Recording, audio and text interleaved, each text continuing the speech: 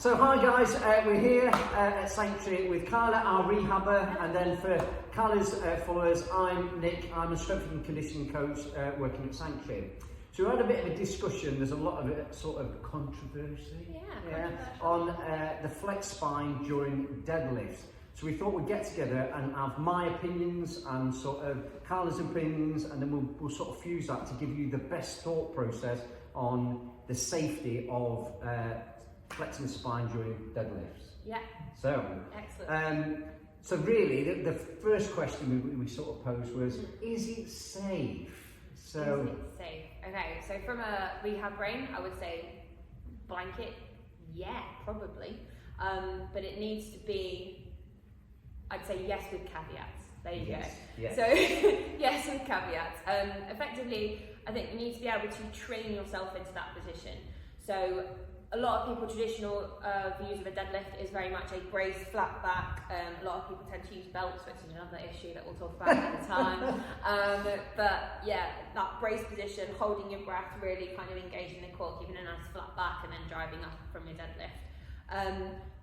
When we talk about flexing the spine, I think it's really important to be able to flex through the spine, because your spine should be able to move. We should be able to bend our spine. It should move all over the place, really, but where we want it to. So not just wiggling for no reason. So that kind of flexion is really important to bring into it. And actually, from a rehab point of view, I tend to bring that in when recovering from any kind of back injury, because it encourages the spine to move, but under control and under load. And then when you get down the road of kind of heavier lifting, then I'd probably start going back towards that fixed position. I would never want to load maximally in that flexed position so much. Yeah. So obviously that's from an injury point of view. Yeah. So from a sort of performance conditioning sort of aspect, I would say let's get the movement pattern being done correctly to make sure that you can do that exercise correctly. So if it does flexion, you're still able to sort of withstand those forces. A big thing for me is, they always say practice makes perfect, but I would say practice makes permanent. So, I'll say that. So if it's poor movement pattern, we're creating those imbalances into that movement pattern anyway. And then as soon as we load people up, it then becomes an issue. And that's my thought process. And I always go back to you look at Olympic weightlifters, when they're catching the bar on TV or on the platform, and they're probably catching it sometimes in some really bad positions. They're conditioned for those positions, so we're not conditioned for those positions. So probably best to stick to the patterns that we know that are safe. Yeah, definitely.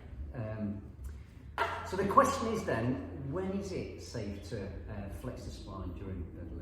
So I'd probably say that it's quite safe to flex the spine during sub-maximal loading. So what that means is you're not going kind of 100% on your loading and 100% on your kind of weight that you're shifting.